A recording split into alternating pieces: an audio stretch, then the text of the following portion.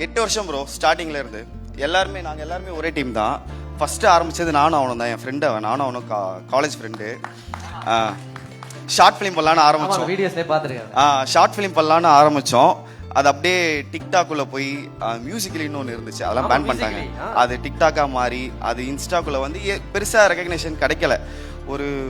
அப்புறம் யூடியூப்பில் ஏதாச்சும் ஒன்று ட்ரை பண்ணோம். வேறு யூடியூபுக்கு போய் ஸ்கிரிப்ட் எழுதி தரது அதெல்லாம் ட்ரை பண்ணோம். ஒரு டைம் மேலே எதுவுமே ஒர்க் அவுட் ஆகலை.